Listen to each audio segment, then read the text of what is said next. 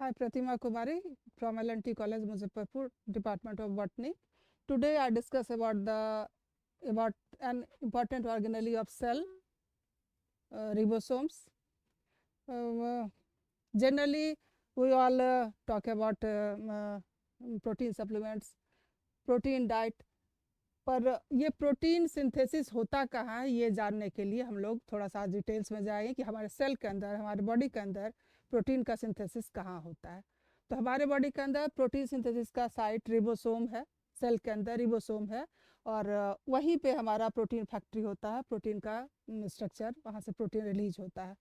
तो इस प्रोटीन वाले स्ट्रक्चर को सबसे पहले first discovered by Robinson and Brown in 1953 in animal cell में 1953 में डिस्कवर हुआ, और ये क्या कहते हैं प्लांट सेल में पैलेट के द्वारा 1955 में ये इसको आइडेंटिफाई किया गया। रिबोसोम्स के बारे में पहला ये इंट्रोडक्शन है कि ribosomes are the smallest organelle without membrane. इसके बाहर कोई मेम्ब्रेन नहीं होता। हम लोग अभी तक जैसे कई चीज़ डिस्कस किए, माइटोकॉन्ड्रिया, क्लोरोप्लास्ट है, न्यूक्लियस है, ये सब डबल मेम्ब्रेन बाउंड है। कुछ ऑर्गेनेली है जो कि हमारा सिंगल मेम्ब्रेन बाउंड है। अब ये रिबोसोम्स ऐसा ऑर्गेनेली है जिसके बाहर कोई मेम्ब्रेन नहीं होता है। ठीक है। दूसरा पॉइंट है ribonucleoprotein particles attach either on RER और floating free in the cytoplasm. Ribonucleoprotein का मतलब है कि जो ये हमारा आरएनए जो है, ये हमारा आरएनए और प्रोटीन का बना होता है, इसलिए इसको रिबोन्यूक्लियोप्रोटीन कहते हैं। ये पार्टिकल्स हैं या तो सेल के अंदर साइटोप्लाज्म फ्रीली फ्लोट करते रहते हैं, या फिर ये रफ एंडोप्लाज्मिक रेटिकुलम पे, एंडोप्लाज्मिक रेटिकुलम जिस पे ये रिबोसोम्स अटैच होते हैं उसको रफ माना जाता है, क्योंकि उसका सरफेस थोड़ा सा ये खुरदरा सा हो जाता है, इसलिए इसको रफ एंडोप्लाज्मिक रेटिकुलम कहते हैं, जिसके ऊपर ये अटैच होता है यूकैरियोटिक सेल में। या तो फिर ये साइटोप्लाज्म फ्रीली फ्लोट करता है। प्रोकैरियोटिक सेल में एंडोप्लाज्मिक रेटिकुलम का वैसा कोई ये नहीं होता है, तो उसमें ये फ्रीली फ्लोट करता है। तीसरा पॉइंट है these are the site of protein synthesis, we already discuss. Structure है इसका रिबोसोमल आरएनए प्लस प्रोटीन से ये बना होता है रिबोसोम्स। अब चौथा पॉइंट है कि also the organelle inside the organelle. अब ये ऐसा ऑर्गेनेली है कि जो किसी दूसरे ऑर्गेनेली के अंदर होता है। सपोज कि मान लिया प्रोकैरियोटिक सेल में होता है, सेल के अंदर ये है, और इधर सेल के अंदर यूकैरियोटिक सेल के अंदर सपोज कि माइटोकॉन्ड्रिया है, वो एक सेल के अंदर है, क्लोरोप्लास्ट है एक सेल के अंदर है, उस सब के अंदर ये रिबोसोम्स होता है। तो एक सेल के अंदर क्लोरोप्लास्ट हुआ, उसके अंदर रिबोसोम हुआ, तो इस तरह से हम इसको कह सकते हैं कि also the organelle inside N organelle, एक ऑर्गेनेली के अंदर में ये प्रेजेंट होता है। अब है कि रिबोसोम्स हमारा टू टाइप्स का होता है, 70s टाइप का होता है और 80s टाइप का होता है। 70s टाइप का रिबोसोम हमारे प्रोकैरियोटिक सेल में होता है, मान लीजिए प्रिमिटिव सेल में होता है, और 80s टाइप का 80s टाइप का 80s टाइप का हमारा यूकैरियोटिक सेल में होता है।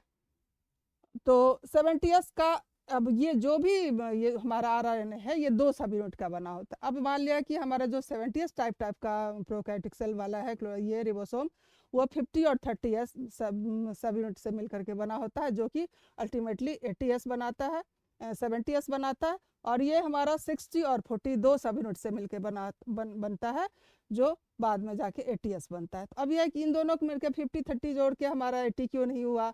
अब यह है कि 60-40 जोड़ के हमारा 100 क्यों नहीं हुआ, कि ये दोनों सब यूनिट एक दूसरे के भीतर एक दूसरे के ये में फिक्स होते हैं, अटैच होते हैं, तो ओवरलैप करके थोड़ा सा इसका कुछ कुछ भाग ये ओवरलैप करके ढक जाता है। तो इसलिए ये हमारा 50 और 30 सब यूनिट दो अलग अलग मिलके हमारा 70s ही बनाते हैं, और 60 और 40 दो सब यूनिट मिलके हमारा 80s बनाते हैं। इस तरह से 70s हमारा करेक्टरिस्टिक हो गया प्रोकैरियोटिक सेल का, और 80s टाइप का रिबोसोम करेक्टरिस्टिक हो गया हमारा यूकैरियोटिक सेल का।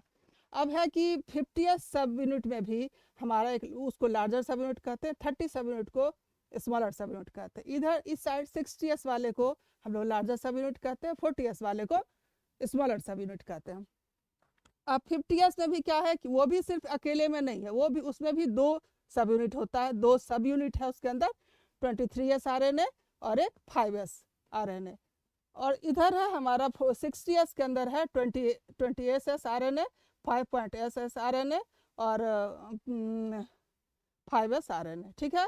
और इसके अंदर नीचे वाले सब यूनिट में 40s वाले में स्मॉलर सब यूनिट में 80s RNA है। इस तरह से हमारा इस तरह इसका कंपोजिशन है।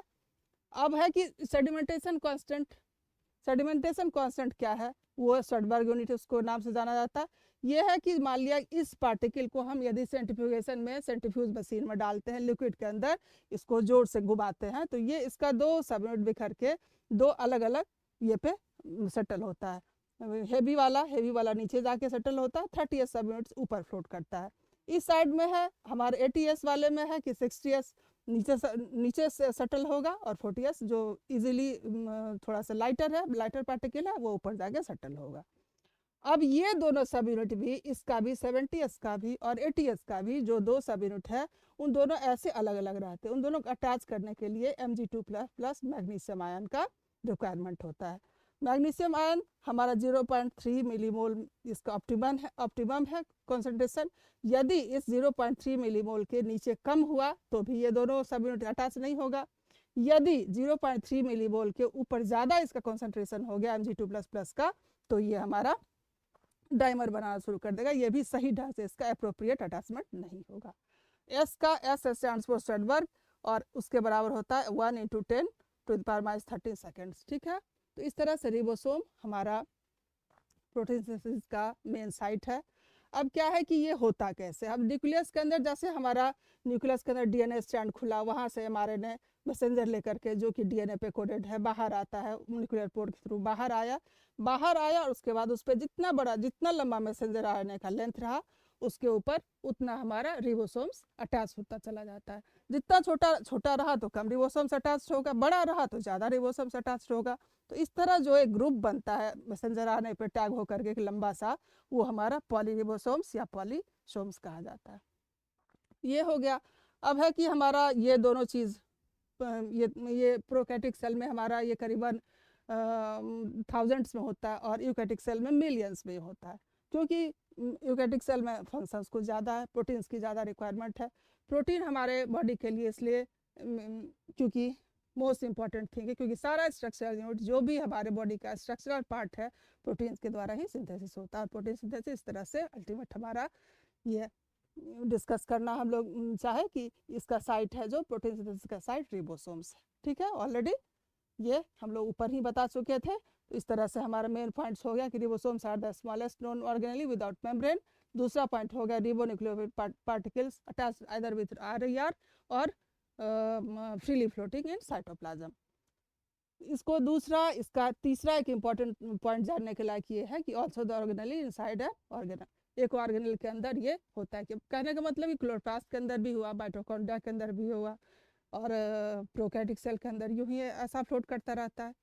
यूकैरियोटिक सेल में हमारा ये रफ एंडोप्लाज्मिक रेटिकुलम पे अटैच रहता है, और फ्रीली भी फ्लोट करता है।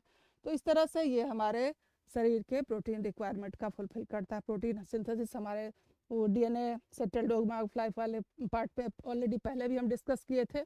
अब वहाँ होता है कि जब जैसे जैसे हमारा प्रोटीन सिंथेसिस का जो कार्य होता है उसमें तीन पार्ट होता है, ट्रांसक्रिप्शन, ट्रांसलेशन, और उसके बाद फिर वो रिलीज होता चला गया, रिलीज होके बाहर आता है, सेल के बाहर आता है, फिर वो मॉडिफाई होके सेकेंडरी प्रोटीन, टर्सरी प्रोटीन बना के अप्रोप्रिएट जगह पे अपना वो चला जाता है।